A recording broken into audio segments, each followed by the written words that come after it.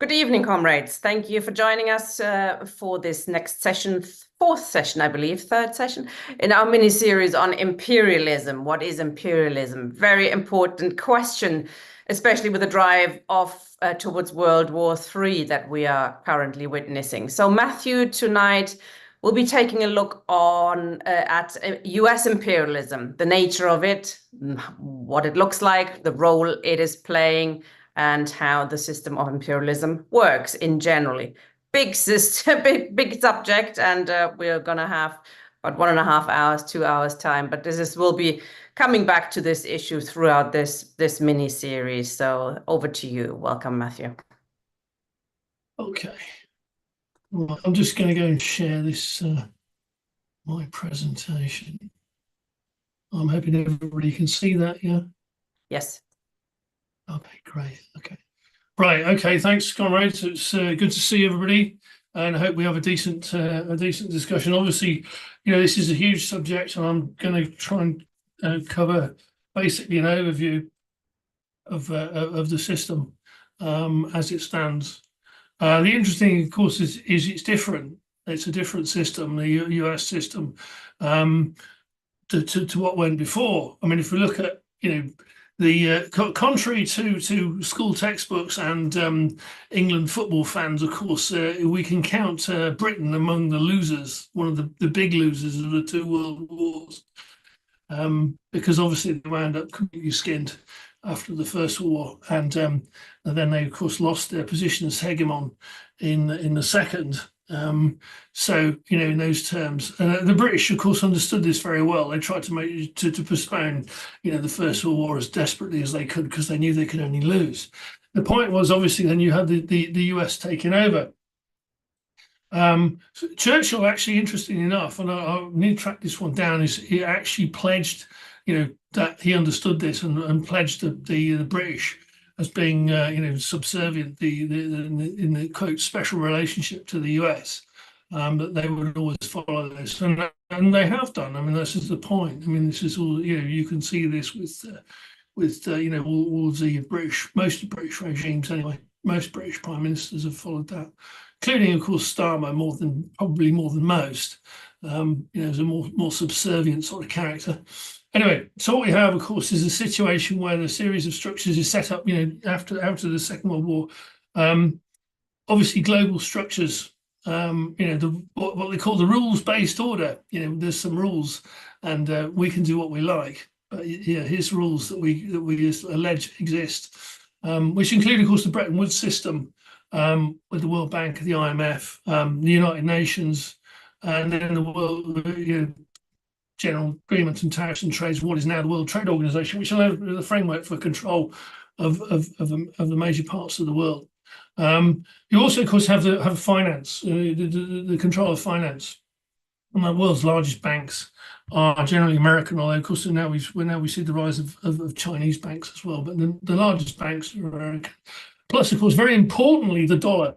The dollar supplants the pound as the world's trading currency, which gives the US an enormous advantage. I mean, really an enormous advantage, because obviously it means they can just issue dollars, they can print debt in dollars, and so on and so forth. It gives the possession of the world's economy, world's currency, is a huge advantage. It's almost like a tax on everybody else. It allows the hegemon enormous advantage. So you then have political domination, and I'll go through each of these. Obviously, a political domination across the world. Military domination. I mean, the US emerges from the Second World War with one of the world's largest militaries and maintains that. And then, of course, moving to communication and technology. Actually, of course, the US dominates both the world's systems of communication and the growth of the tech companies, the internet, etc., all come out of the US. Finally, of course, its opponent at the start, of course, is Stalinism, which is essentially, in political terms, a mechanism for stabilizing capitalism.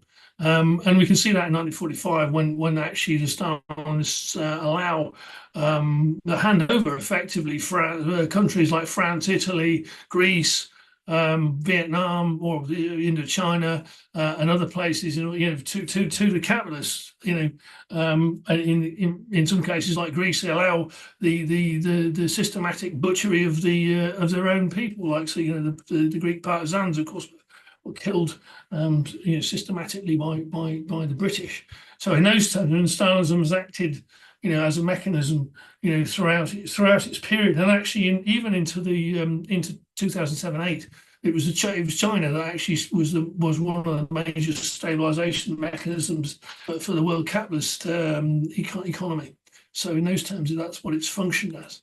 And I'm hoping this will now move itself. Okay. Come on. Yeah, Use your arrows on your keyboard. Yeah, I'm trying to get my arrows to move on there. Anyway, so what you get is what they call in the global structure, say the Bretton Woods system, which is established in 1944, actually before the end of the Second World War, in a conference in Bretton Woods, which includes the establishment of the IMF and World Bank, which of course are essentially the controllers of money, particularly to the third world and so on. Money, of course, is a strange thing, as Marx points out. Of course, under capitalism is an obscure system, and social relations appear as things. Money is a social relation, quite clearly so, and obviously based on the exploitation, particularly of the working class. And so it's not, we can see an obsession with money, but in underlying that, of course, is the question of the domination and exploitation of the working class. So under that system, of course, then you have originally dollar convertibility at $35 to the ounce, which may, given the fact dollars now at, I don't know, it's over 3,000 now to the ounce, because obviously that system went down the tube.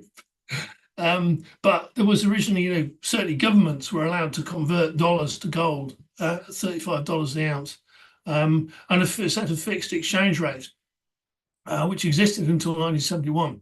Obviously, as a bureaucratic control of the world, an agreement between the US and junior imperialist powers, but that was blown apart by obviously the collapse of Bretton Woods '71. Nixon decided he had to end the system as the run, effectively a run on the dollar caused by the Vietnam War and other things, and essentially that system then fell apart. At the same time, what you see is a situation, a shift away from the bureaucratic control of the working class and the position of productive economy towards finance capital, which is very important in terms of the structure. And you see, obviously, the move by Reagan, Thatcher towards basically shutting down large amounts of production, etc., in the US, UK, and other countries, and moving towards straight parasitic finance capital. But you do also have this thing, the General Agreement, GATT, which is the General Agreement on Tariffs and Trade, and then the World Trade Organization, which essentially is a mechanism for running world trade and imposing rules on world trade, which of course Trump is now threatening to explode completely by imposing tariffs on everything. So it'll be an interesting unintended consequences if he does that. So you have that system, and as I say, all with the US in the centre of it, and running the world in those terms. Around that also, of course, you then have the system of trade system. As I say, dollar as world currency, which it still is. I mean, I think that obviously the notion that the dollar isn't, that is being supplanted and all this sort of thing is well overblown. As you can see, if you look at some of the graphs at the bottom, the dollar is still the world currency by a long distance.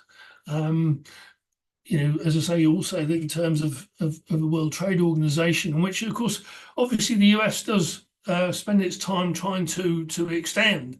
Particularly, obviously, Nixon's other idea, of course, is to be nice to the Chinese, which he also started. I mean, he may have been a crook, but he was a very cunning crook, him and the guys around him, and actually they went and talked to the Chinese, and that process lasted for sort of at least 20 years, in which the actual Americans, US, attempted to get the Chinese on board, and then the breach, of course, is the point at which the Chinese basically said, well, no, you guys can't take over. We're going to do what we want to do, and we're going to continue to run the system, and you guys can't actually have control. No, that's the breach.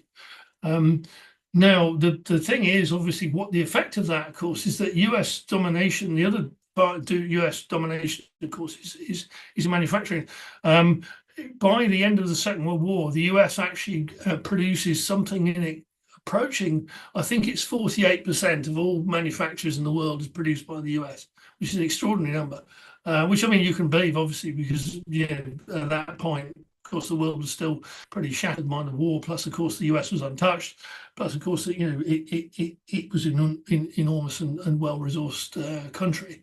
The extraordinary thing in this period, of course, is the growth of Chinese manufacturing, which has now got, as you can see in the graph at the bottom, Chinese manufacturing has overtaken US manufacturing output by value in 2012, and is now roughly double the size. The Chinese are the world's manufacturing center.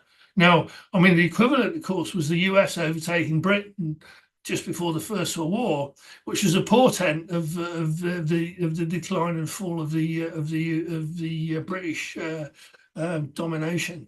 The US, neither the US nor the British ruling classes are particularly stupid. Might be slightly mad, but not particularly stupid. They understand what that means, and hence the reason for why the US is so keen on attempting to restrict and taking action against China, some of which is amounting to war. I mean, if you look at some of the stuff that the US has done is pretty equivalent to what was done by the US to the Japanese before the Second World War, and it's not sort of casual stuff. It's pretty much warfare type efforts. As I say, the US is the dominant financial power, and as I say, if you look at the currency shares, you can see that, and the US economy is heavily financialized in terms of the domination of finance capital, and in terms of the banks.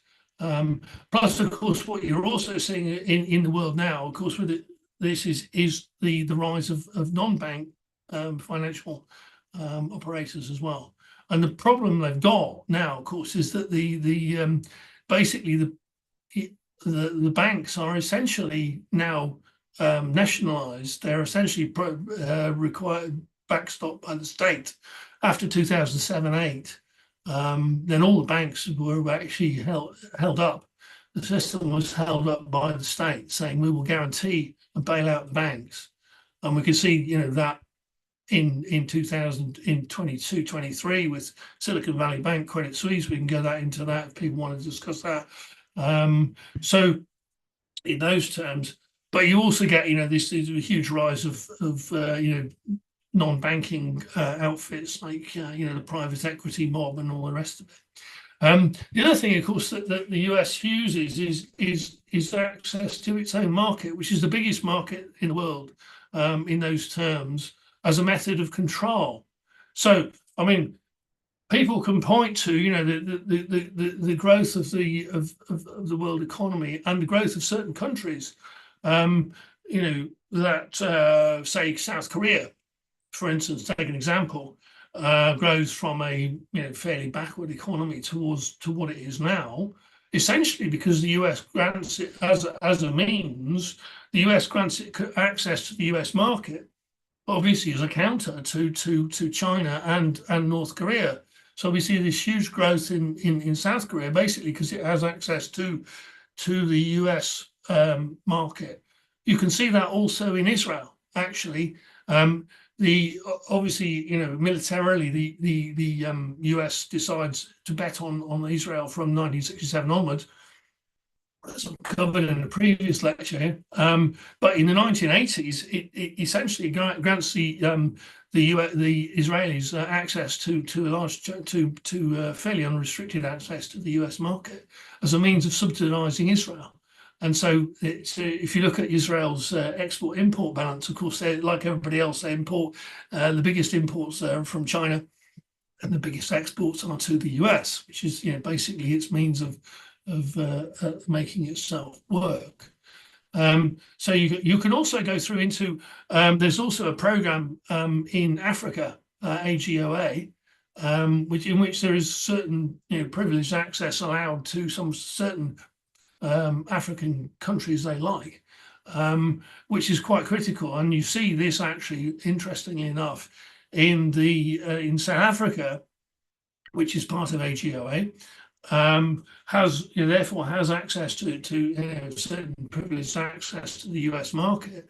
And when of course the South Africans take the Israelis to the ICJ, numbers of US politicians in the Senate and so on then say, well, why are we giving these guys access to our market when they're causing us trouble? Why should we cut them off? So that's still live. So you can see that they're political. So the other thing you've got, as I say, the next thing is political domination. So interestingly enough, I mean, what you've got obviously is different to the old system of colonialism and competing colonial powers with one like the British on top. What you have is a system of a hegemon, i.e. the US, and a series of junior imperialist powers like the British and the Germans and the French and the Japanese, and so on and so forth. And these are all gathered together in G7, as we know. And of course, obviously, they have their own, as we know, I mean, countries have their own interest, and imperialist countries have their own interest, but they very definitely bow the knee to the US, and the US does not brook any particular opposition. The US obviously has the right to interfere with anybody's political system it feels like. So you can see that. You can see, for example, you can see in recent times, Mike Pompeo, who was at the time Secretary of State for the US, and previously, of course, director of the CIA, so he knew what he was doing, talking of one Jeremy Corbyn and saying that he was unacceptable as Prime Minister to us. He's not getting in there because we're not letting him in. Doesn't matter what you do. So they finished him off. So you can see this also in terms of things like the tapping.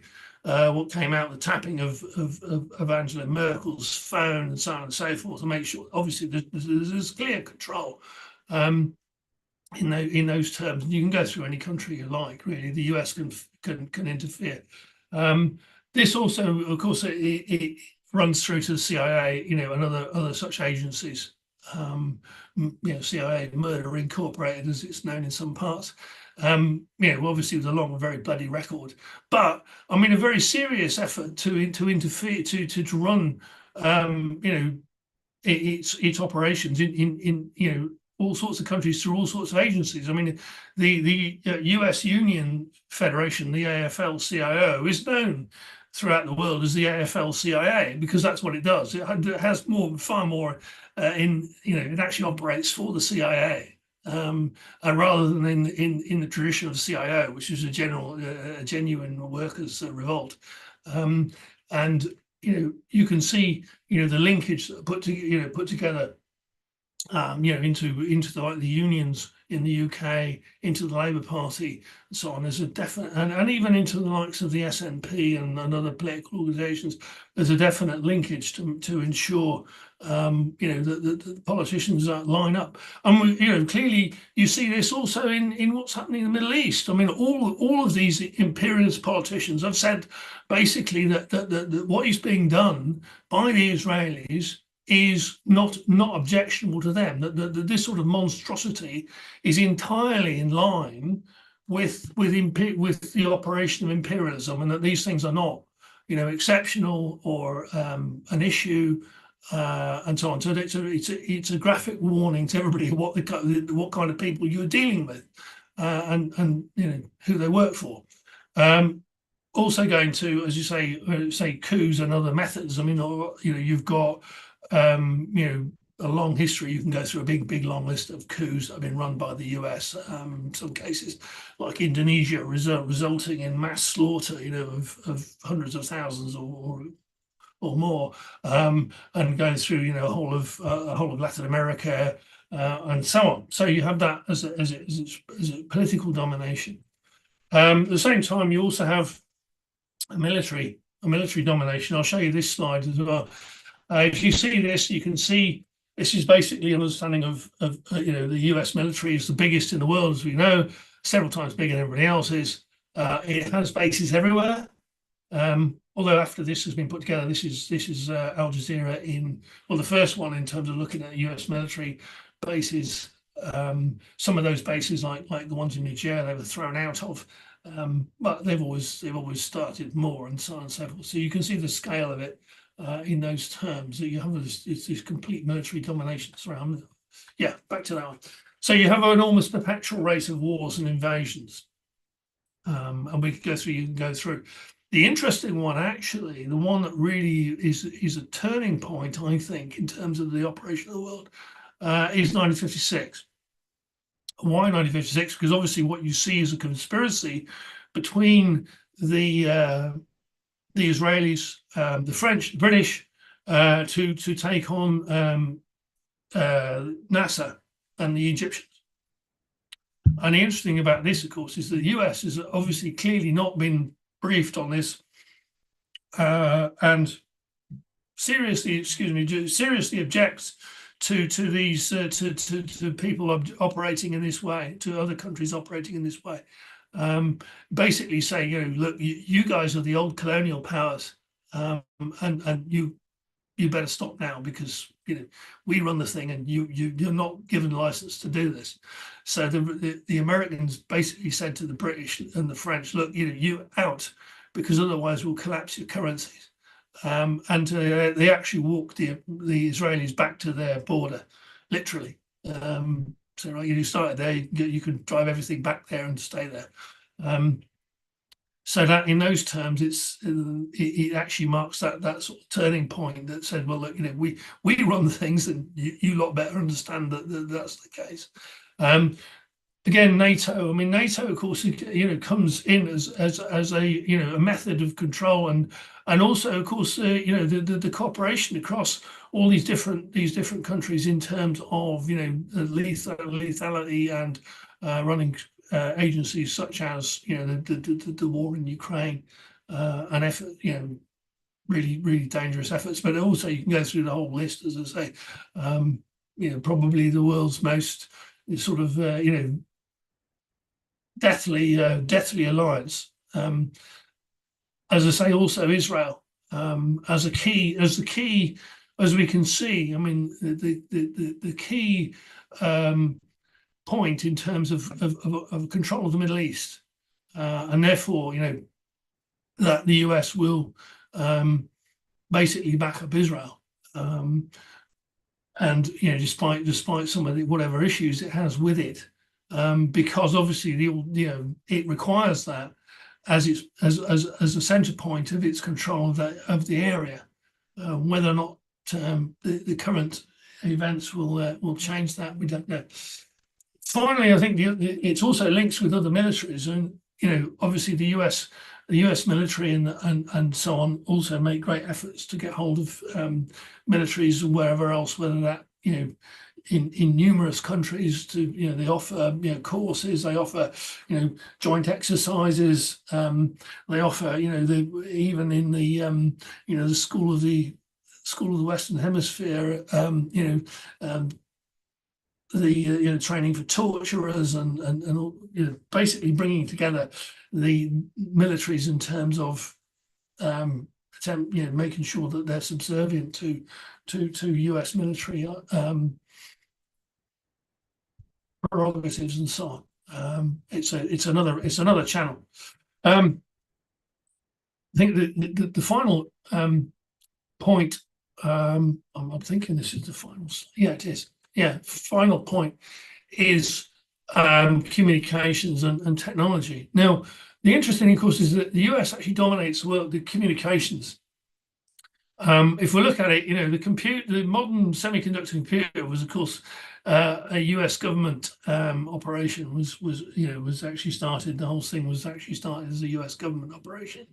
The internet actually starts as a US Department of the DARPA net, which is section of the US Department of Defense. It's actually military. It's actually a military thing.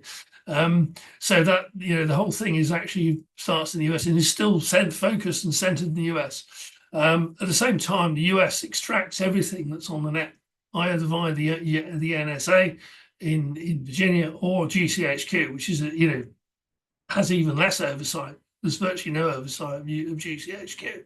So GCHQ is a centrally integrated into the US system of extraction of information, data, etc., etc.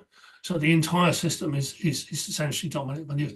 At the same time, we look at you can see the US effort to exclude Huawei, for instance, for the Chinese telecoms company. I mean, the thing is, obviously,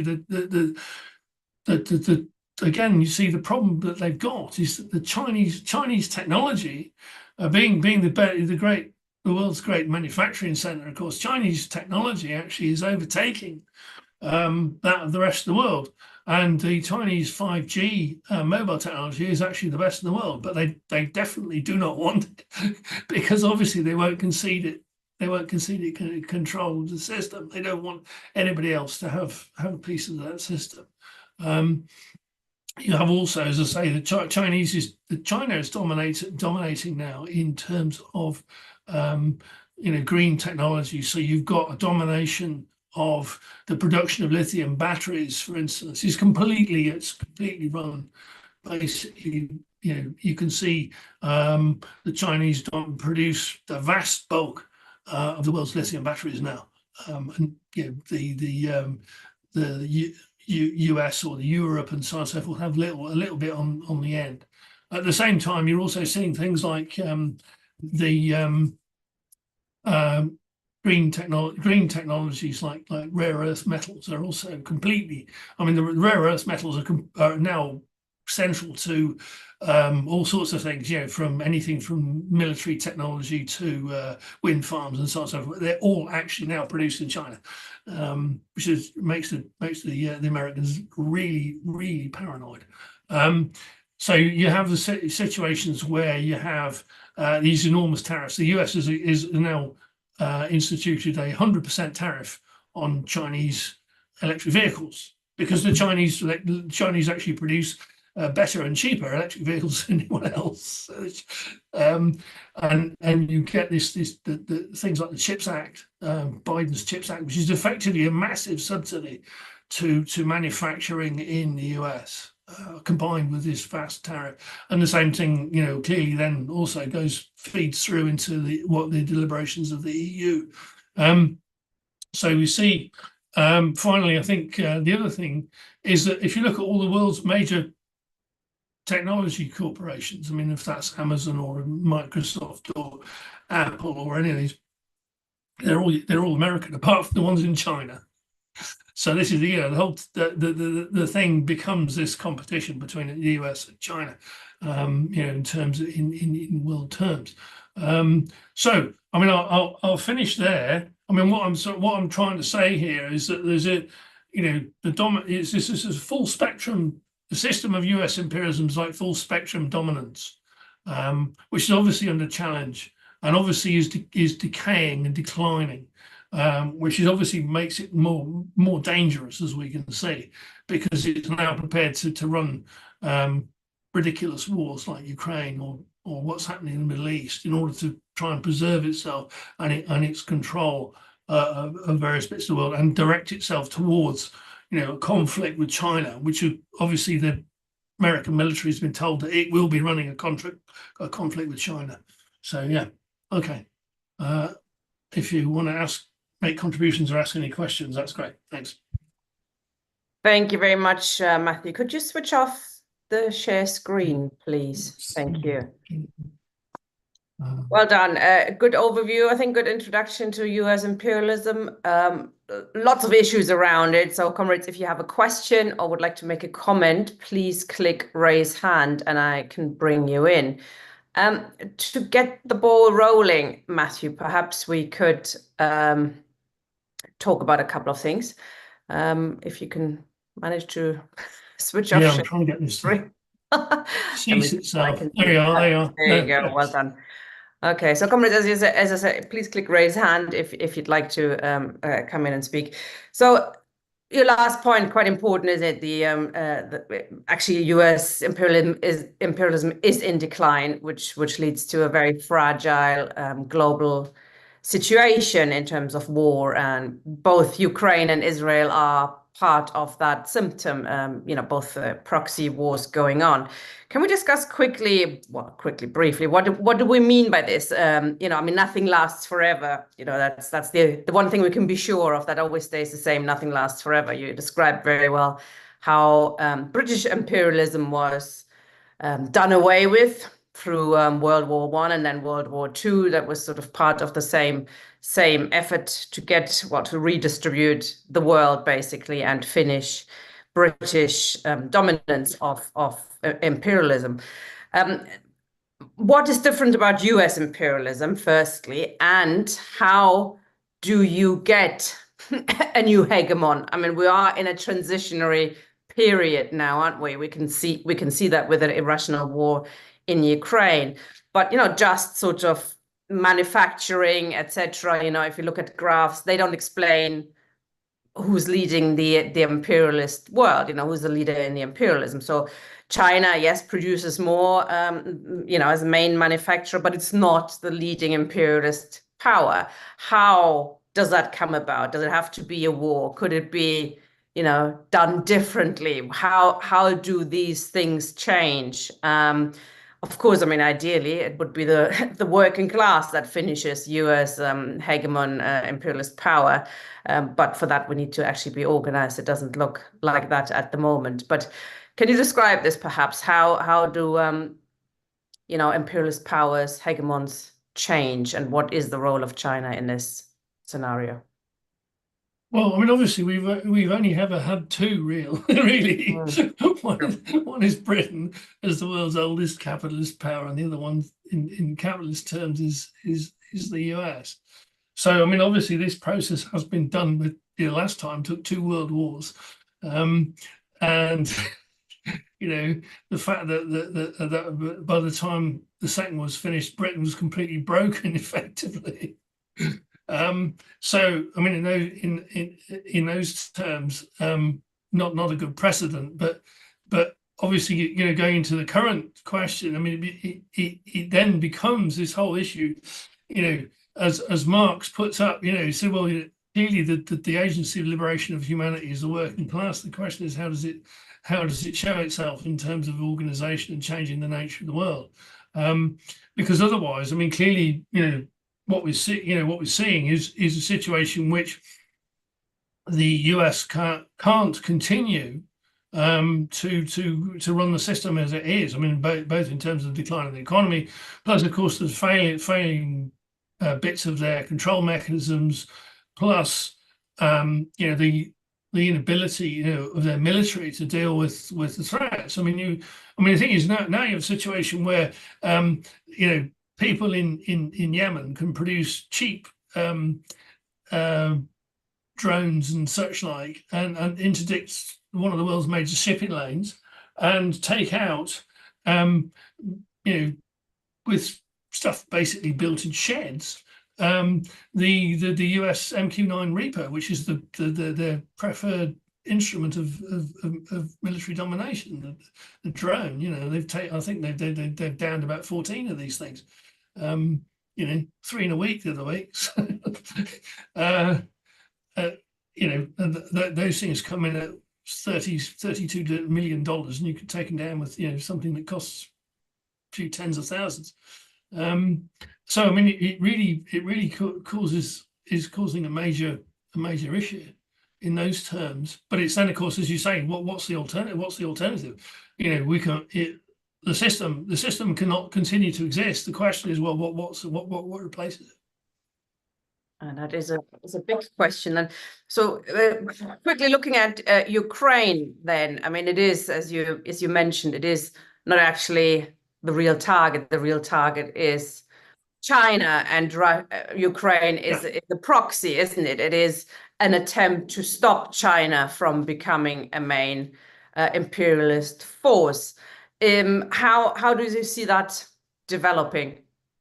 Well, the problem they've got, of course, is that you can go through the whole history. I mean, when you saw the fall of the Berlin Wall, of course, the NATO powers or the US actually said to Gorbachev, "Look, we're not going to do it. We're not going to get move forwards or get anybody else to join NATO."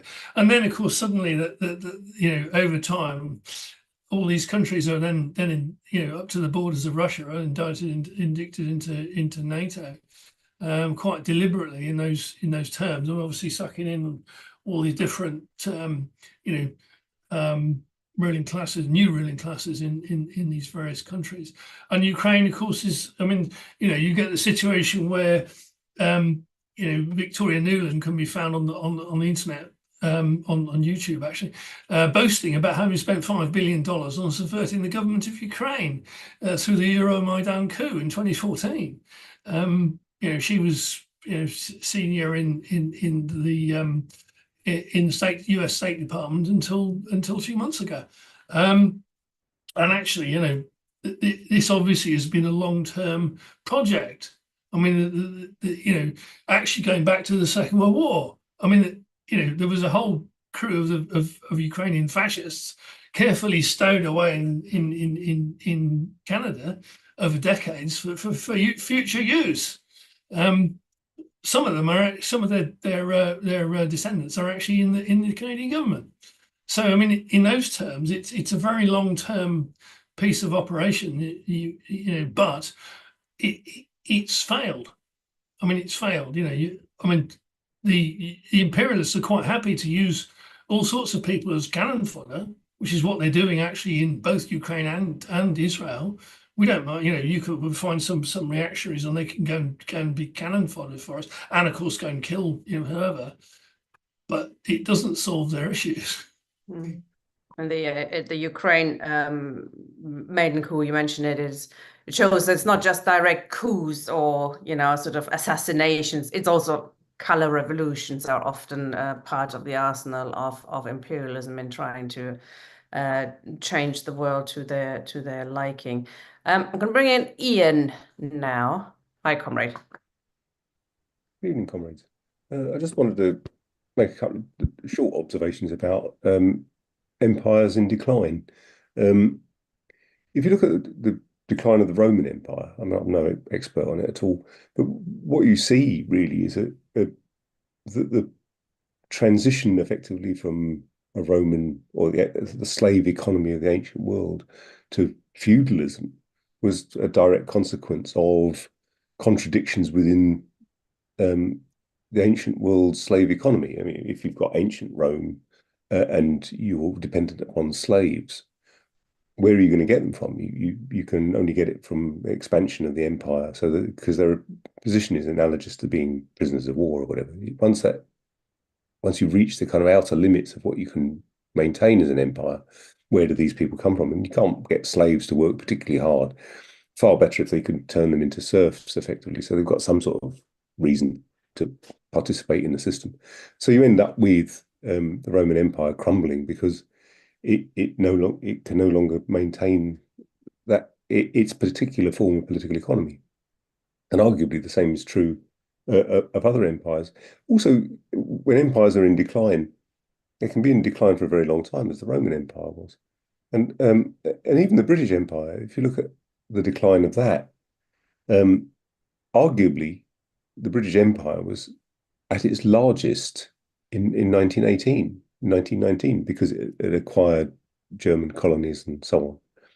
But it was arguably in decline even before that. Look at the huge difficulty Britain had in subduing Boer farmers in South Africa. It took something in the region of 250,000 men to subdue what 35,000 Boers and their supporters, and it was only possible to do it with concentration camps and horrors unimaginable up until that point. So arguably, even in the Second Boer War, Britain's decline was already showing itself, despite the fact that it was at the height of empire. Moving on to the United States, one of the things, I mean, one argument is the American empire is not in decline. Why should it be? I mean, it's more powerful than China. It has effectively already got, as you showed in that very good infographic, effectively it's already got China surrounded. But it also raises the question of what we mean by decline, because in the period after the Second World War, with the Cold War in full swing, the United States could quite reasonably say, we are the guardians of freedom, because you had a hugely expanding economy. The Marshall Plan had effectively meant that by the end of the Marshall Plan, most of the countries that had been devastated by World War II were actually producing more than before World War II. So the Marshall Plan was hugely effective in restructuring the economy, and hugely effective actually in stimulating the American economy. And you know, even bizarre examples of America being able to quite reasonably put itself forward as a guardian of freedom against the horrors of Stalinism, whether that's in art or literature or just, you know, personal freedoms. And from that point of view, there was an ideology that was consistent with its position as world hegemon. You know, it was believable. I would argue, but I may be wrong or over optimistic or just being guilty of sort of you know, excessive optimism, that America's standing in the world is now very, very different. You can't look at the United States today and say, this is the guardian of world freedom. It's not lost on anybody what the United States have been doing, particularly since the oil crisis of 1973, and then again in the Iranian Revolution, and ever since, the United States, in order to enforce its position, has had to rely upon naked force in a way in which it didn't particularly in the 1950s or whatever. I mean, okay, yes, there was lots of naked force in Korea, there was lots of naked force in Vietnam, but for the most part, there was, you know, most people didn't really oppose the Vietnam War until the late 1960s. There wasn't much of an opposition to the Korean War. In fact, there wasn't much opposition to apartheid South Africa until fairly late on. And then really, it was with the collapse of the Soviet Union. And so from that point of view, the kind of ideology of US imperialism was transformed really by the collapse of Stalinism. And so now it is a kind of reversion to sort of naked class struggle in a sense. And of course, the other aspect was, if you go back to the United States proletariat, was hugely radicalized after World War One, hugely radicalized up to World War One, and to a certain extent after. And of course, that was one of the things that led to the New Deal. And Roosevelt and the New Deal was crucial in incorporating the US proletariat. Where is that now? No one's promising anything of the sort, and things are looking pretty grim for the US working class. So I'm hoping that leads to a revolutionary movement, but at the moment it's not looking terribly optimistic. Thank you. Thank you, Ian. Matthew, do you want to reply to that? Yeah, I think the thing is, obviously the decline of the US is quite open. I mean, you can see, I mean, the thing is, obviously, I agree in terms of, you know, the development of a radical working class, which you see, you know, as you say, in the wave coming up to the First World War, which happens you know, across the whole swathe of countries. I mean, you know, Europe, US, Britain. mass right wave and so on, and even into the period post First World War, inspired obviously by the Russian Revolution, and then into the 30s. I mean, the key fight battles in the 30s in the US working class, and even actually post Second World War. I mean, the largest strike in US history is in 1946, but you then have obviously the advent of McCarthyism as part of the whole, the whole clampdown on the left and the working class itself. Due to obviously using the whole question of Stalinism and its unappealing nature, shall we say, as a method of suppressing that left and suppressing the organisation of the working class. The thing is, what they've done now, of course, is to by shifting to finance capital, which of course is completely parasitic, it means that the economy itself, I mean, is visibly declining in those terms, failing to deliver for much of the population. Hence, you get inordinate amounts of discontent, and its use in order, the rise of Trump and so on and so forth, basically a sort of the far right as a means of drawing off some of that, using some of that extreme discontent, because obviously the thing about the US also is it's failed to deliver any growth in living standards for the working class. I mean, actual wage labour in the US, the real rate of wages hasn't grown. It's actually been shrinking, certainly since 07, 08, and has been going, was pretty stagnant since the 70s. So in those terms, in working class terms, and in terms of, as I say, the impact of the decline, through finance capital. In 07, 08, essentially, finance capital then blows up in the faces of the ruling class. It doesn't have an answer to that. And what it's done actually is to stuff money, to create money and stuff that in there and hope the hell that makes the difference. And it essentially now is under conditions in which the world banking system is actually now integrated into a single operation. They can't touch any of it. I mean, you have to say that they've just been postponing the crisis. And you can look at things like the career of Alan Greenspan as this great right-wing character who was forced to implement all these state intervention into the economy in order to hold it up, for his entire period of office, which is really very interesting process.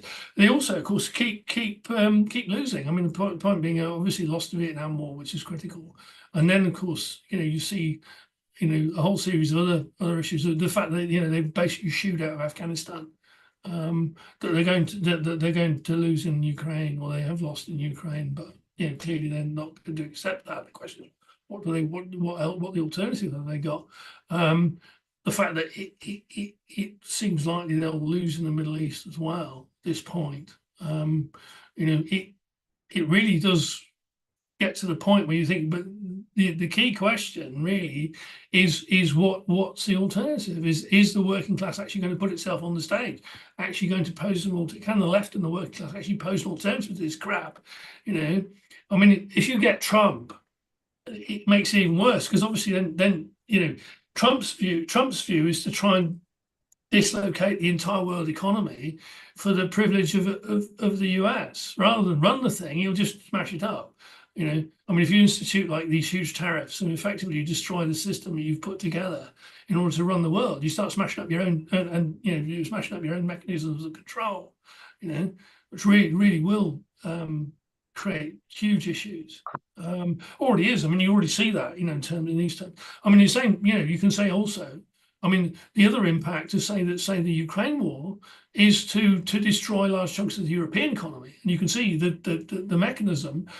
Actually, the US destroys, as Seymour Hersh points out, Nord Stream, which is probably the most important, well, is the most important strategic energy supply into Western Europe, comes out of Russia, obviously, and they blow it up, which fucks up, the German economy in particular, but the rest of Europe as well.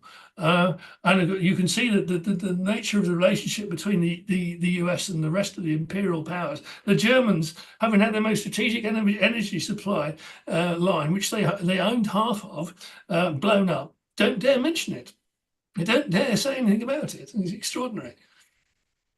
Some do in the German parliament. Sarah Wagenknecht, one of the few, and the Alternative for Germany, which is actually why it's quite so popular. It is the main opposition party, which is quite shocking. The right-wing Alternative for Germany party. I just picked you up on something, Matthew. You're saying that and I think, thank you, Ian. I think the question of ideology is actually very important, and ideology around freedom fighters. There was a bit of a discussion in the chat.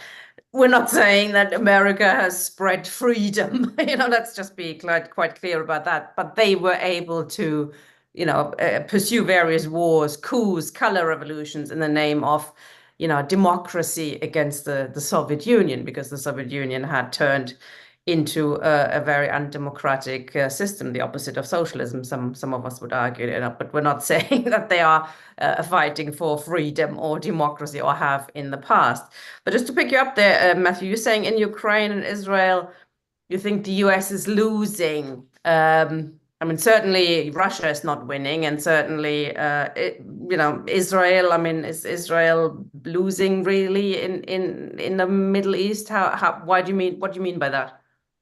Well, I mean, it's quite clear. I mean, the US effectively pledged to fight to the last Ukrainian, and they're now running out of Ukrainians. And the thing is that, I mean, obviously the Russian, at the moment, Russia will grind forwards, et cetera, and the point being is that the Ukrainian regime will, collapse probably. Unless something else happens. I mean, the thing is, I mean, obviously there's going to be a desperate summit of various powers, in terms of what do they do now. Biden is going to be, and they're going to summon all these guys and say, well, what do we do now? And in that, from the position of, otherwise, unless they do something, then it's a question what form does that loss take? In Israel, you can't really see. I mean, the problem is you can't really see. There's no logical basis whereby the Israelis can win at this point. I mean, Israel itself. You've probably got up till the middle of March, I think, which is the last figures I've seen, something like 0.6 million people left. You expect that more people will keep leaving. And it's not a big country in population terms.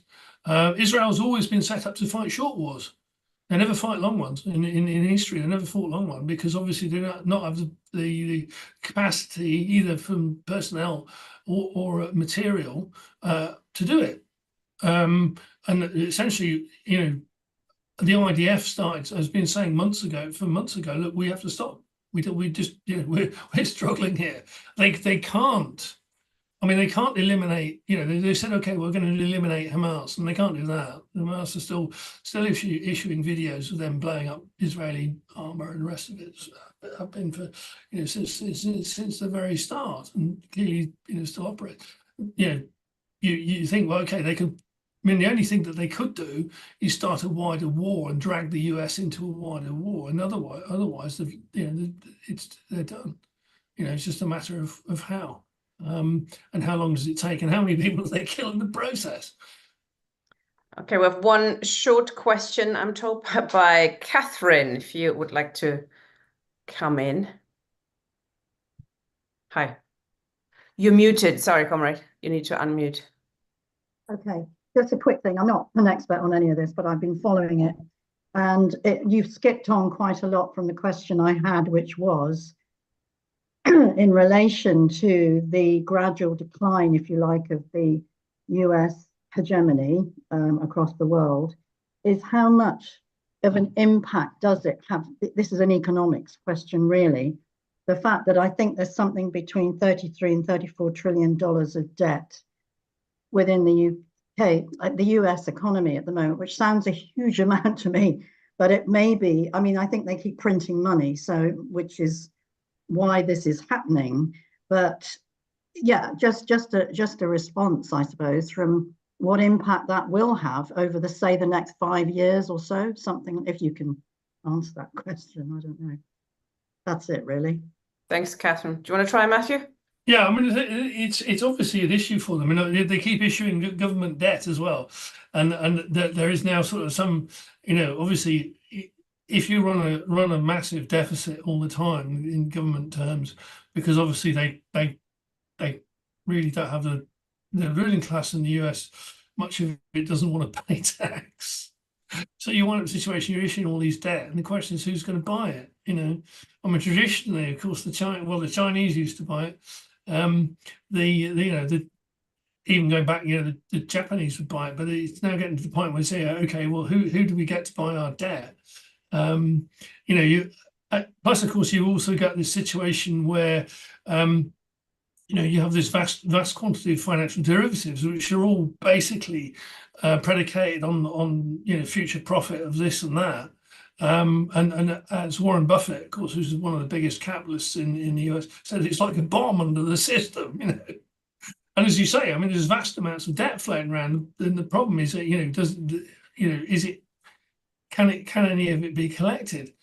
Plus, of course, you also, which of course then also it again underlines the whole question of the stability of not just the banking system, not just in the US, but of capitalism in general.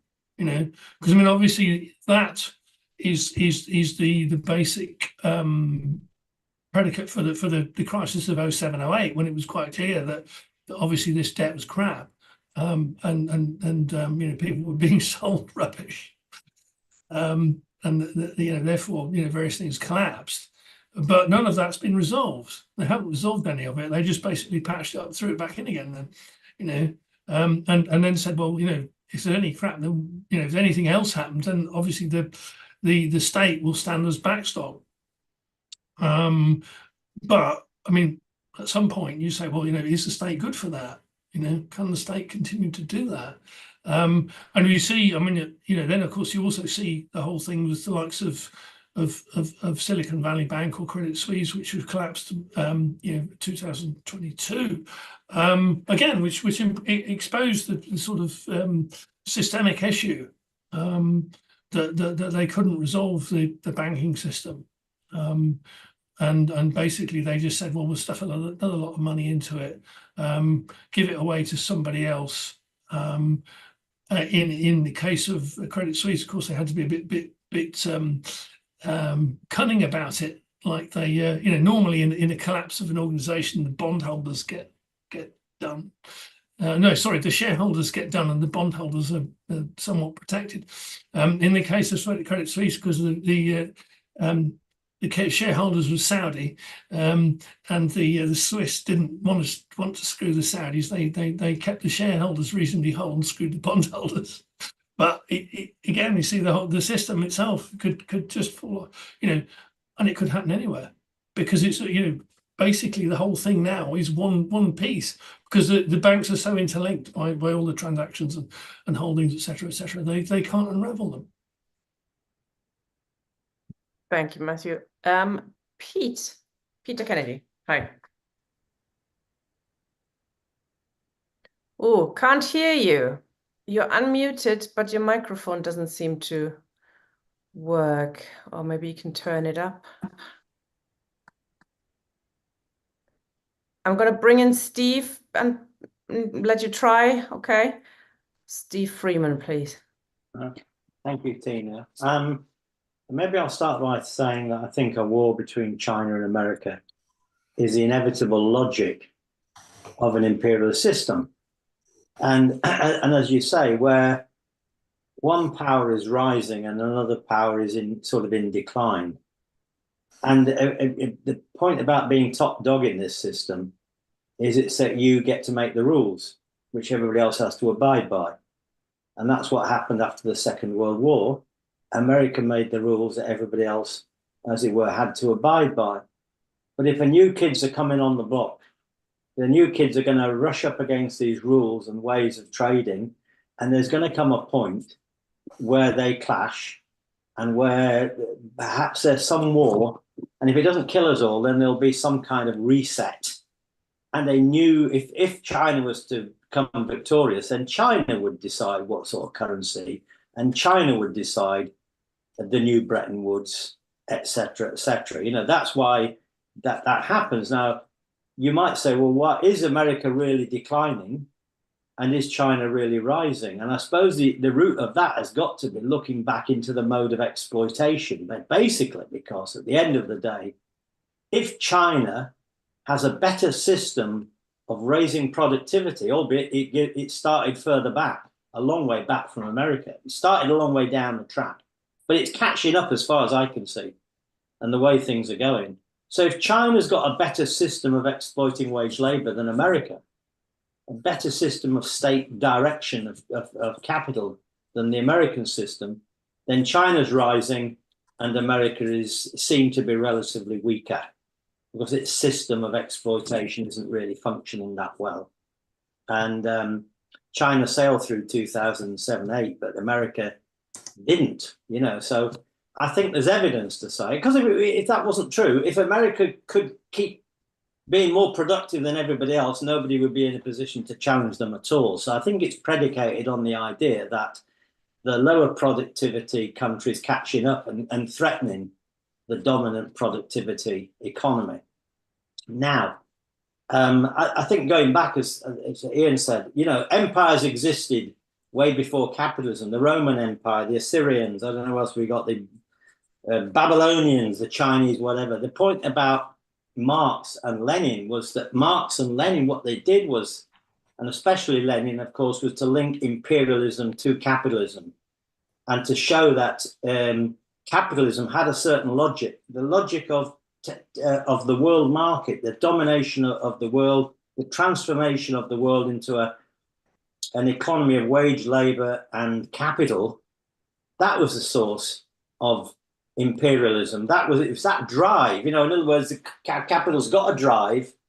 It's not humans deciding to go to war, really. It's the logic of the profit system, which the Russian Revolution appeared to knock a hole out of, by the way, and take Russia out of that system. And then, of course, Stalinism got it back in again, you know, came in and reintegrated so that Russia became an imperialist power, in my opinion, at the time of the Second World War, when it appeared to become the second world power, etc., challenging America. So it's important, really, that Lenin's point was imperialism was the most advanced, the most highly developed stage of capitalism. Of course, we've gone on since then. It's not that capitalism stopped in 1917 or we're into an even more bigger stage of capitalism, right? So we're on a higher. If Lenin said it's the higher stage of capitalism, we must be living in the higher and higher stage. I don't know, the extra high stage. I don't know where it would be. But as you say, we've got multinational corporations now. We've got world integration in globalization, world banks, world multinational corporations, the thorough integration of everybody into the world market. So I think if you... For Russia to say that Russia was I'll try to come there. If to say that Russia is an imperialist power, it has at least to be capitalist. If it's not a capitalist country, then it's not part of this the world capitalist system. If it's part of the world system, it doesn't mean it is an imperialist power, but it doesn't even get to first base. It isn't even part of the system. So China, again, if China is not a capitalist country, then it's not in the world. It's outside the system of imperialism, not driven by its logic. And then, of course, imperialism is not purely explained just by being a global system, because it's state imperialism. Amongst all of the countries in the world that are now run by capitalism, some of them become oppressor nations, oppressor states with this military power to dominate the world, and others are oppressed nations. So a lot of the capitalist countries are oppressed and oppressor nations, and it's that political relationship between them. I guess you need to have nuclear weapons to be an imperialist power in this world. You know, but you have to have productivity, you have to have banks and all those other things, but you have to have military power and you have to have nuclear weapons. I think that's essential to do that. I'll stop there. Just one other point. I won't to the point. Of course, there's a counter theory that says because of globalization, the world is so integrated, all the capitalist countries, China and America, are so connected together that they can't have a war because they would damage each other so badly it's not in their interest to have a war. In other words, when you get to super globalization, you go beyond imperialism and you get to a kind of peaceful capitalism. Now, obviously, I don't accept that, but I'm just saying there was always that idea that we got into a post-imperialist world because of globalization, etc., etc. I'll finish there. That's an old one, though, isn't it, Steve? It That is. was Kautsky in 1914. Of course, yeah, no. all Ultra-imperialism. well, Tina, all the old stories come back again. That's the point. They get revived and they find another expression in a later period. You're absolutely right. It's not a new story, but I believe you'll see some. I personally believe that Hillel Tickton argued that in Communist University one time. I seem to recall, but anyway, let's not. Probably not anymore, I would hope. That seems a bit daft. I mean, it's an interesting question, though, isn't it? The relationship between capitalism and imperialism. Can you be capitalist but not imperialist? And let's say if Russia and China are not imperialist in our definition, does that mean we have to support them in any forthcoming wars, which I think a lot of lefties get into, and I think they're getting themselves into quite the muddle over that one. What do you think, Matthew? Well, I think the thing is, I mean, I think this is an arguable point. I mean, the interesting thing, of course, is that Russia, I mean, clearly isn't imperialist, but that's a different argument. Certainly not when it was when certainly the USSR and Stalinism wasn't imperialist. I mean, it wasn't capitalist. I mean, clearly, I mean, didn't have money. There was exploitation of labor, very crude basis. It certainly wasn't capitalist. But it's in those terms. I mean, you can actually probably describe Russia as not fully capitalist, although of course, obviously, it does have capitalists in it. The same thing in Chinese terms. I mean, interesting. I mean, you've got this very odd hybrid operation because the state maintains control of very large chunks of the economy. Well, either by direct, ownership or whatever else, or just by the fact it can direct them. I mean, okay, you've got billionaires and so on in China. I mean, it's clearly not anything to do with socialism, but it also, the state is able to direct, the economy to a very large extent. So thus, they are actually able to bail out through that. Actually, able to bail out the world economy 07, 08 by running a construction boom, laid down more concrete than ever been seen in human history, which essentially reflated the world economy. Hence, Stalinism props up capitalism.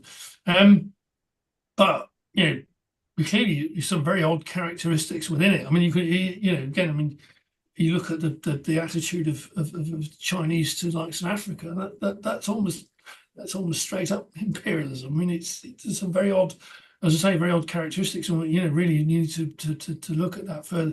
But really, what you're talking about is also, of course, is an actual decline in all aspects of the US. Whether that's production, whether that's social function, whether that's all the mechanisms that it's put together. Instead of actually having those operating properly, of course, it's actually spending its time damaging them.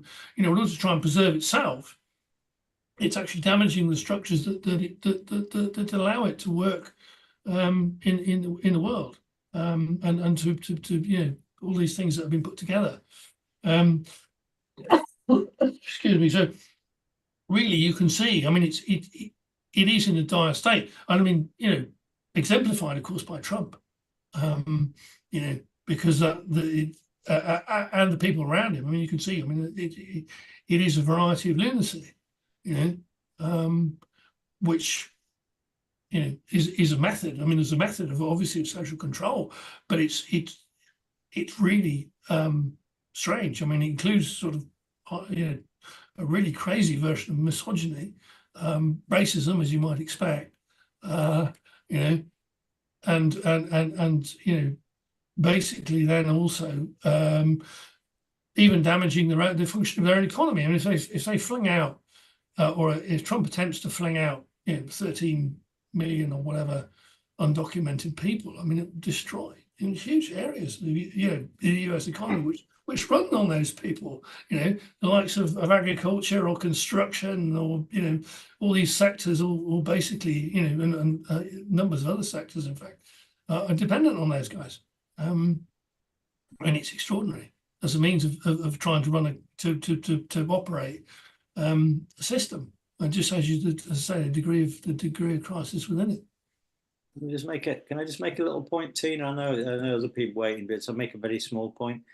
For me, if you want to look at capital, you've got to look at wage labor, really. So China's become a wage labor economy. It started out as if you like, a peasant economy, and it's become a wage labor economy. That is the mode by which the vast bulk of people earn their living, being employed by somebody or other. And that somebody, whoever it is exploiting them, whether that's multinationals or the state or whatever. But that's what you have to look at. That's wage labor. We're talking about wage labor economies. That's the best way to see it. And just one other final point. We mustn't mix up colonialism with imperialism, because colonialism was a form of imperialism where you went to a country and set up a state there and then ran the state and extracted everything by controlling India, let's say, for example. Modern imperialism doesn't need to do that. It does it with multinational corporations and banks. It has different ways of exploiting profit than the old, more primitive idea of colonialism, which was a kind of imperialism, don't get me wrong, but it is not to be equated with it. Thanks, Steve. Thank you. It's a difficult question, of course, the nature of Russia and China, and things are changing dramatically in this period. I think that is the key, that we're in transition. These states, these regimes are in transition, and they certainly want to be capitalist. They certainly want to be imperialist, but perhaps they're not quite there yet. Peter, do you think your microphone works now? Yes, it does. Yeah. Okay. Great. Hi. Oh, yeah, thanks for that. Yeah, just a question and then some kind of reflections. The question is, with the emphasis on imperialism, the US imperialism, that you presented, I'm wondering, what the relationship is with finance capital, because are we saying that, what we're not saying, obviously, from what you've said, is that we live in the same world as Lenin and Trotsky and, that era, because they talked about competing imperialist powers with their own finance capitalist class, mobilizing imperialist policies and capital investments and trying to carve the world up and all the rest of it based on that. So you're obviously saying that America is the top dog now, top imperialist power, and others are sub-imperialists, especially those in the West, Germany, Italy, France, much of the OECD, and major economies, except maybe China and Russia are outliers. They seem to be sub-imperialist powers, but of the sort that are not, are seen as rivals with America, rather than being under the umbrella or under the thumb of America, through all the institutions that you pointed out, Matthew. So, it's a different world, and I suppose America's been given the task of overseeing decline, and I know you, go along with the idea of decline as I do, and so. And the question is, what is the relationship with imperialism as it is now, with American dominance and its military power and finance capital? Because what I can see around the globe in terms of, the production, in terms of finance, is the interpenetration. So there's a lot of foreign direct investment, from America into China, from China into Europe and into America, and crisscrossing about the world. So there's a kind of a global reach, if you like, of foreign direct investment, and they're in the classical imperialist powers too. So they're all capital is being invested in mainly in the core powers around the world. And that's distinctly different. And so that means that investment is global. And finance is certainly global because of, the major financial institutions of the world, including banking and pension funds, insurance funds.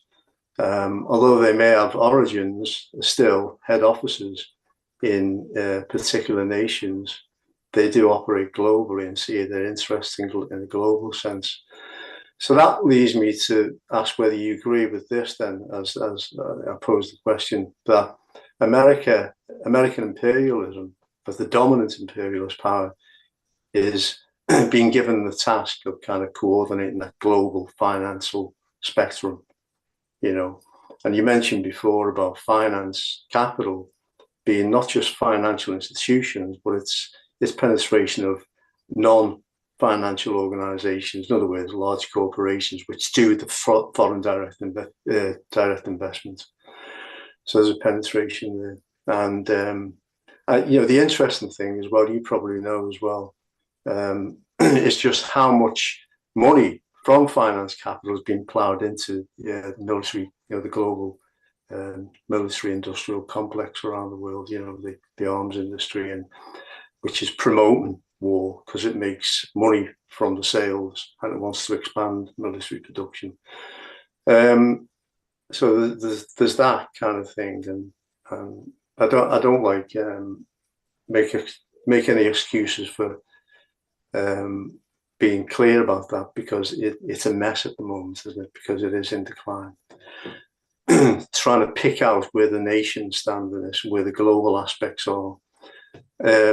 But my other point of reflection is what is this kind of set to against America and China, say, all about? Because if you look at China, it owns vast amounts of debt in America, the bonds in America. If it pulled out, America would collapse financially, the currency would go.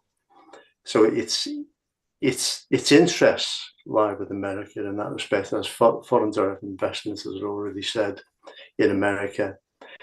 And most of its growth has depended on large swathes of capital from America. So when we say one country's got higher productivity than another, then it's not because they have a secret formula. It's because labour's cheap in different parts of the world where foreign direct investment has gone, and malleable, and the state's malleable, and so they can extract a higher rate of intense workflows, and so productivity from, and it's labour intensive as well. So that's a line into being more productive. And obviously the capital investment, it increases the productive powers of labour over time. But when you look at China, it's a kind of small fish, isn't it, when it comes to imperialism even. So it's not a threat. It is an imperialist power, but a sub-imperialist power. And its growth over the past 2 decades or more has been because of global finance and capital going into China. So there's an interest. So there's an interest of the core economies in the West who say they're opposed to China in propping up China. So my question is, I'm putting this together with the overarching scheme that this is all happening with the process of capitalist decline, right?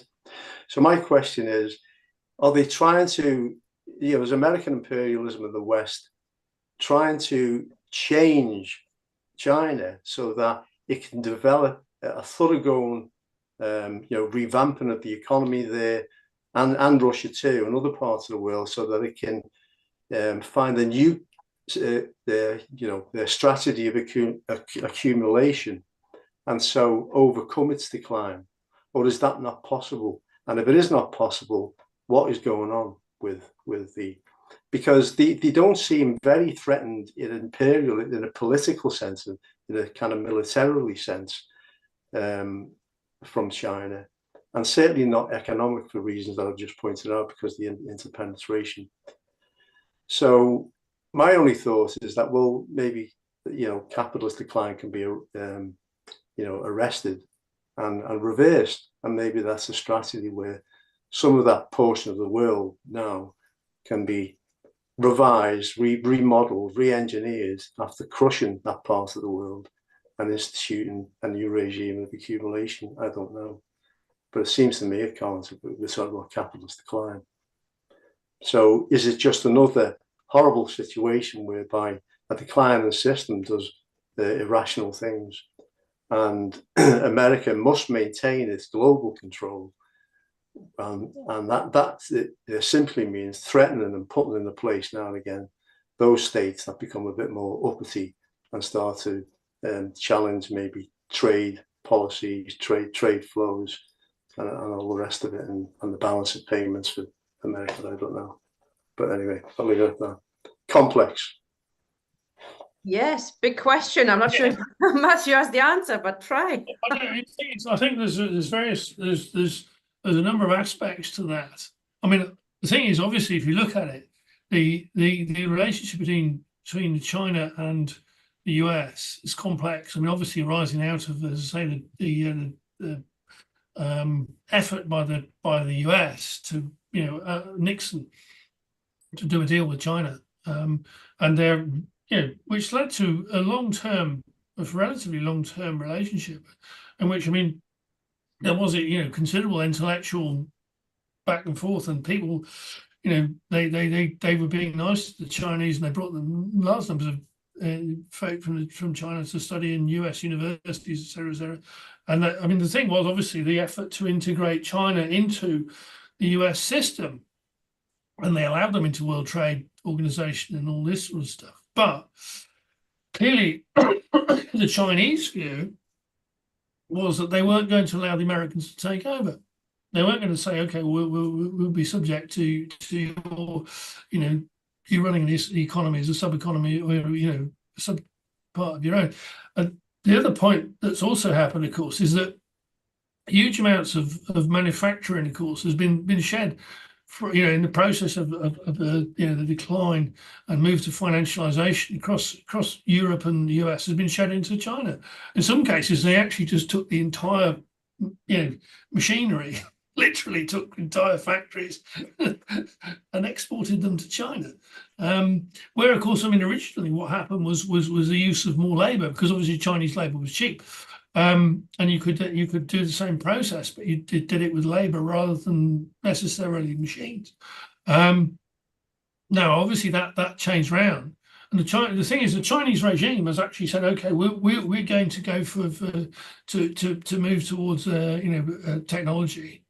And okay, that's not what they've done the entire economy, but in fact, what they've now got is a situation in which the Chinese economy, technologically, in some sectors, some key sectors, is actually in advance of the US economy. And you can see that, as I say, in telecommunications, in terms of certainly all the sort of renewables tech. Certainly in terms of some of the basic even extractive stuff like rare earth metals is a complete lock. Chinese EVs are electric vehicles are street ahead of what's coming out of as I say, the automotive companies in the West are terrified because the Chinese have got better cars at lower cost. Their technology is better. And it's not just a question of lower cost, it's actually technology. There's a technological advantage. So in those terms, it's quite deliberate. The problem we've got, of course, is that the response, of course, of the Americans in particular has been to try and cut off the access of China to tech, and to say that you can't that they can't make not allowed attempt to stop China making the top level electronic stuff. So they put the screw. Actually, of course, the world economy, of course, now relies upon basically now monopoly. So the monopoly on manufacturing a gear for making chips is in one company in the US, in the Netherlands. So basically, the US is where you can't export those anywhere near China. Not allowed into China. So you're forcing the Chinese to build their own stuff. The other thing, of course, the problem the US has got is actually the main country using that tech is Taiwan. It's not the Americans. This is the effort. Biden's effort through the CHIPS Act was to try and say, well, relocate your production of this high-end electronics into the US, and it's unclear whether that work. It looks unlikely. So in those terms, it's not straightforward at all. So I mean, I think that the other thing, of course, is that the Americans, of course, are very fond of wars. They've always been at war. They love wars. They see that as being one of their principal methods. So if you look at, say, the relationship with Russia, for instance, I mean, the Russians were quite. I mean, they actually pulled the Russians into G8 at one point. There was a G8 including Russia. And there was a deal, and there was conversations between Russia and Russian military, NATO, and all this sort of stuff. So, and that was deliberately broken, by the US. And it's deliberately been a case of, well, okay, actually, of course, as looking at say the work of Zbigniew Brzezinski, of course, the Great Game. Basically, he sets forward, I mean, the idea of the US of breaking Russia into small bits, because obviously it's easy to control. But of course, that Russia's not going to do that. They're not going to allow that. So and then you wind up with this situation we've got of an assortment of wars and the potential of war with China. So I mean, and also the other thing, of course, is that as you say, the other point, of course, is that world production is now integrated. It is integrated across the world, and it becomes an issue in terms of can you operate, because it's now basically breaking the boundaries of the nation state and the methods of control and so on. I mean, if you go back to Trump's first time round, they said, well, can we find an American car? They couldn't. There isn't such a thing. It doesn't exist because all the vehicles or vehicle production is integrated across the world. As the production of most things is now. There isn't. There really can't have autarky of any sort. So in those terms, the political controls and controls of production by the ruling class becomes very, very difficult. Thank you. I hope that kind of answered it. It is a tricky question. I certainly think that, as Matthew said, Russia and China were actually closer in the past, weren't they, to US imperialism, and when they become a danger, being pushed away, and there's an attempt to control them, I think, these wars for sure, and to exploit them better. John. Thanks, Tina. Yeah, I want to make one short point and two longer ones. The first one is that British imperialism ruled very well, had a guiding ideology, and a large part of that was racism. The American empire after World War II set out not to rule in that way. In fact, a lot of its propagandist stuff aimed at Britain and France in the 20th century was about this and being anti-racist. However, America, the USA, like Israel, is a country which is founded on racism and which developed into a continent-wide power through racism and via racism, and remains racist, which is why we had the Jim Crow laws even after the abolition of slavery, which is why we had to have a massive civil rights movement in the 1960s, and why even that is not enough. And so that is something which has crept up on America and which has destabilized its legitimacy in the rest of the world. And now, of course, we have the genocide in Palestine, which raises the whole issue of American racism again, because of its complicity in that, and the way in which the Israelis have waged that war ideologically against not just Palestinians, but all Arabs and all Muslims. My two points of, I suppose, contention. One is over when America decided to ditch its guardianship of the free world rhetoric and that particularly ideological way of ruling the world. And I don't think they chose to ditch it. And I don't think it was either after Vietnam or after the collapse of the USSR.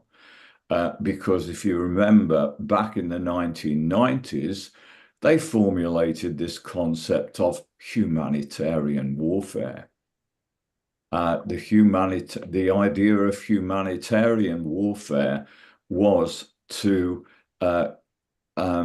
through war, destroy reactionaries and evildoers, and actually put a better world in shape. Now, that was the whole ideology behind the NATO bombing of Serbia, and the way in which both America and Britain and other European countries conducted themselves over the Balkans in the 1990s. And it was continued even after the attack on the Twin Towers, and the world supposedly changed.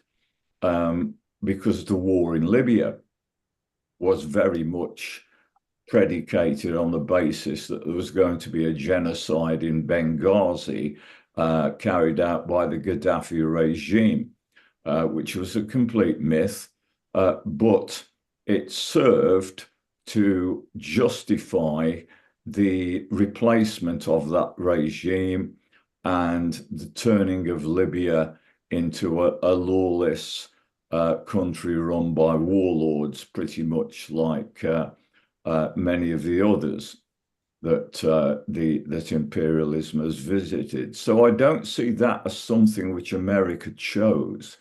I see that as something which was changed for America by the rise of Al-Qaeda and then ISIL. Secondly, you haven't mentioned, Matthew, and neither has Ian in either of his two talks so far, cultural imperialism. And cultural imperialism, I think, takes several forms since the Second World War. It's partly about the English language and the use of American English increasingly, and it becoming a global language. Secondly, it's about the whole advertising and ideological component of American exports, which were selling a lifestyle choice to the rest of the world. And thirdly, it was educational, in that, as well as the existing British Council and the work that it did on behalf of soft imperialism, if you like, the Americans too had these various American schools set up throughout the world, where members of the elite and often the upper middle class of various societies around the world would be educated in the American school. Now, those haven't gone away. Those haven't gone away. Some of that structure, like as you've said, a consequence of what you have said about the American economy dipping, is that it no longer exports as much around the world, together with the messages that go with those exports. So it can't do that to the same extent, but to a large extent, I think that is still intact, that system of cultural imperialism. you know, you see it in textiles and the English language, things that go on, the logos, the messages, and so on. The Western music is another aspect of that.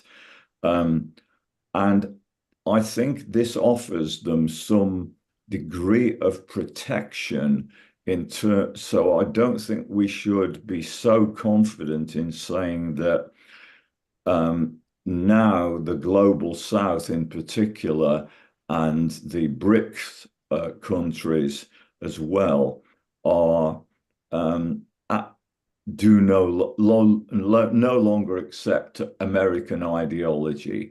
I think that parts of that are still intact, and the Chinese don't seem to be exporting, along with their economic penetration of especially Africa.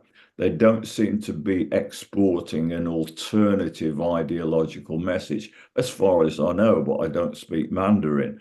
They may be, for all I know.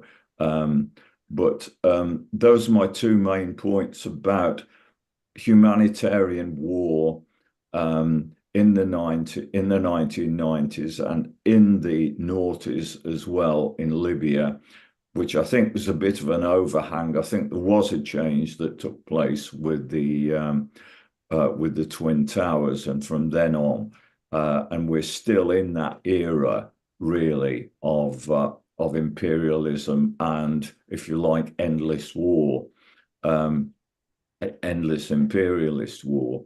But I would question that the way in which America had its ideological message changed, and secondly, I think that there are implications as soon as we start considering the cultural aspect of imperialism as well. Thank you, John. Matthew. Yeah, okay, just to agree. I think the thing is, obviously, the problem for the ruling class, of course, is that in capitalism, of course, is that it's relatively small and it requires any means of splitting the working class it can get. So racism is a principal capitalist instrument. There is no, I mean, racism, you know, capitalism is racist. I mean, you could posit a non-racist capitalism, but it doesn't exist. Same, I mean, actually the same with misogyny, and it becomes increasingly more the case, actually, you know, as we see some of the crazy stuff that's been put out in the US these days, nakedly misogynistic, it's unbelievable stuff. But I think, you know, in terms of what you're saying about the whole thing about the, you know, the free world, I think the problem becomes, of course, is that, I mean, when it's exposed just how badly the Americans have behaved in various parts, you know, Iraq, you know, and the wars that they've carried out, Afghanistan, you know, and then, of course, obviously the low point really, of course, the naked embrace of torture. I mean, obviously the Americans and the British and so on will always use torture, but they usually get some deniable subcontractors to do it for them, and maintain their distance from it. Come to you know, the time of you know, Bush Jr., of course, and they decided that they were going to do this, and the entirety of the CIA decided that you know, enthusiastically torturing people in across the world, you know, was the way to operate, you know. Plus, then, of course, obviously, you've also got a situation in which now it's become, because obviously the other point is that the imperialists are now destroying entire countries, as they've done. You know, we can see Libya, we can see Iraq, we can see, you know, even much of Syria, around the world. You know, countries being absolutely flattened, destroyed by these conflicts, and it makes it very difficult to say, well, we have anything to do with freedom or interests, you know, in terms of the eyes of the world. And we can see it even more so in terms of, you know, obviously the fact that, you know, some very brave and Palestinian journalists are writing, you know, putting a genocide up on social media hour by hour, you know, which is clearly being carried out by, you know, Joe Biden as much as it is Netanyahu. it's quite absolutely plain to everybody as to what that is. And I think in terms of, you know, the sort of cultural thing, you're right. But it's then, you know, it still exists. And the thing is, obviously, that this is the mechanism of the imperialists. Is, you know, the US imperialism is different from colonialism in that it requires to have, you know, an fiat comprador layer or ruling class in most areas of the world. So obviously, those people have to be you know, pulled in terms of, you know, an affinity to the US and so on. So and that's extremely important. I mean, I think, you know, you could further explore the whole question of, you know, the you know, culture and music in the US, because obviously there's some deep contradictions in there, but I don't have to. Thanks, John. Last speaker with a hand up is Sandy. Hi. Hi there. Just a few points I'd like to make. One is that from what Matthew said, and also from my readings, we really only have one imperialist power, and that's a power centered in the USA. They really control the world imperialist system. The other states are subordinate to the USA and really follow the USA's lead. It's the world's policeman, or as the Iranian regime call it, the Great Satan. And I think there's certainly some truth in that, but they are the world imperialist power. I don't think it's correct to say Russia's an imperialist power.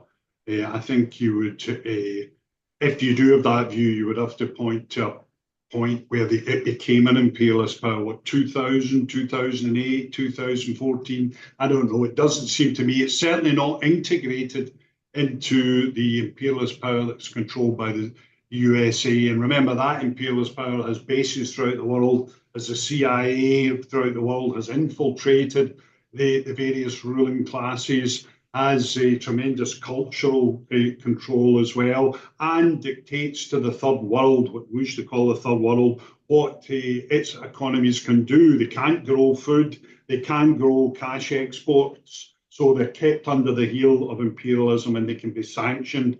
And the USA uses sanction to help control the parts of the world that imperialism dominates. I do think that Russia is not dominated. I mean, there seemed to have been an attempt under Yeltsin and after Yeltsin, when the Russians wanted to be integrated into the American imperialist system, and the Americans wouldn't do that. They wouldn't allow them to be integrated on a kind of equal basis. It was a question of they were going to be completely subordinate, and it looked as if they were actually going to be broken up, and all their industry was going to be destroyed under the kind of crash program in the 90s. And Putin was a reaction to that. So I don't think it's correct to say Russia's imperialist. In fact, I think Russia is fighting imperialism. And that's why, I mean, I disagree with those comrades that take a kind of equivocal position on the Ukraine war. I think we should be for the defeat of NATO, for the defeat of Ukraine, and for a victory for Russia, because I think that would be a blow for the working class of the world, a big step forward to see the defeat. Because remember, the America is the world power that intervenes through South America, Africa, Asia, etc., to try and crush any move towards one working class power, but even towards independence, where countries can develop themselves. And it is interesting to note, if you discuss the decline in since finance capital was in power, if you look at the neoliberal policies followed both in Britain and the US, the infrastructure is collapsing. They're not investing in education, they're not investing in roads, rail, they're not investing in the infrastructure. Compare that with China, where I think, again, we're not talking about finance capital being in power in China, putting tremendous resources into developing infrastructure that allows their economy to draw, 800 million people out of extreme poverty. That's not happened anywhere else in the third world. You needed a revolution to overthrow the capitalist class before that could happen. And I think that, although they obviously don't support the Stalinist regime there, I think it's very different from the regimes that we have in Western Europe, America, etc. And you can see that by the rising standards of living of the Chinese people. So I think it's important. And the other thing is, if you look at Iran, China, Russia, these powers are not under the control of the USA, and the USA want to dominate the whole planet. They want to get their hands on the natural resources. They want to destroy any potential companies that will challenge the American monopolies. And that's really what it's about. It's a world chessboard, and they're trying to bring Russia, Iran, China under the domination of imperialism. And I think in that situation, for instance, where Israel and possibly US attacks Iran, we should be clearly for hands off Iran and for victory to Iran over these forces, just like for the victory of the Palestinian people. That doesn't mean we give support to the regime in Iran or the support to Putin or Xi Jinping. We don't give support to these leaderships, but we give support to the people who are struggling to improve their living standards against the repression that's meted out to them by the USA, the sanctions and the bombings, etc. America seems to be bombing a different country every week. So that would be my position. And I think that once you see imperialism as a bloc with the USA as its head, you do see the need for anti-imperialist alliances with the working class trying to take the lead. But we do want to support those other forces that are fighting the democratic fight for self-determination against imperialist control. Thanks. Well, the big one last. Thank you. Thank you, Sandy.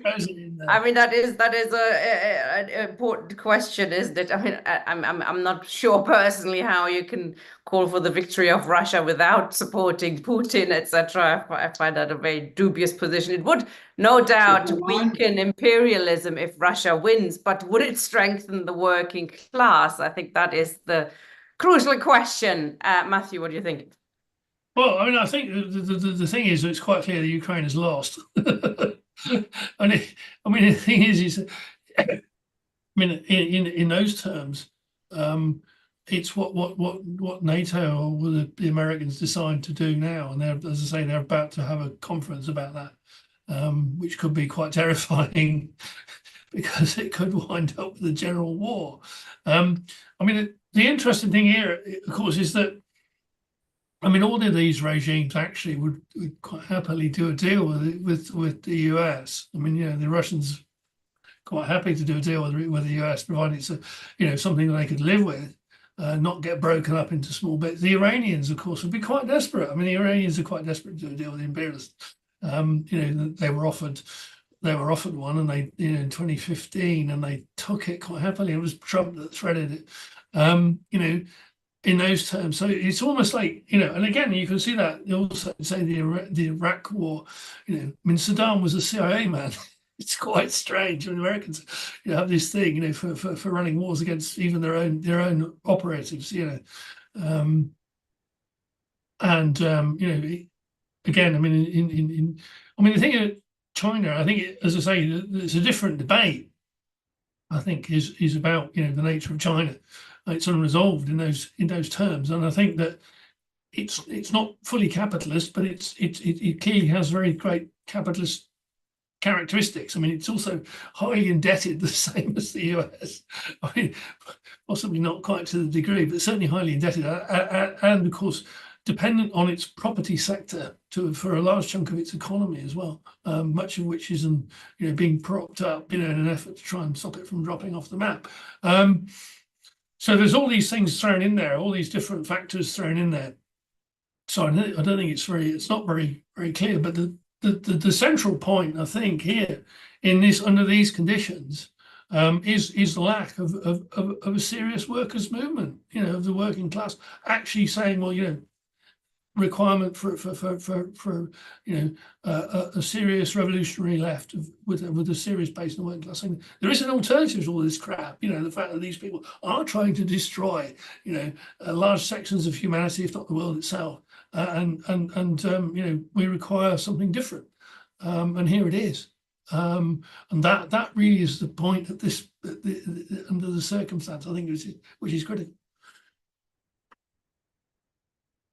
Thank you very much, Matthew. Thanks, Sandy.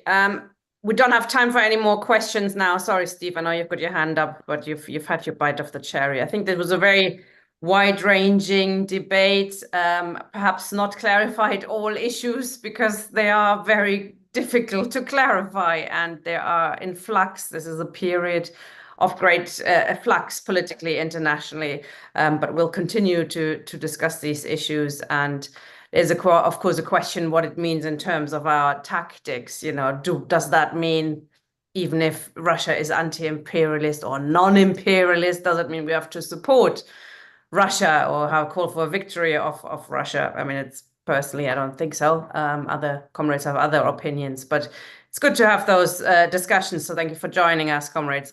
Thank you for your introduction as well, Matthew. Very interesting and enjoyable. Next week, October the 24th, Peter Kennedy, who spoke earlier, will be addressing the next session on the ideological role of the expanding post-school education industry in the context of a declining capitalism. So we are coming back to the question of imperialism and ideology, which I think was a very interesting subject we discussed tonight as well.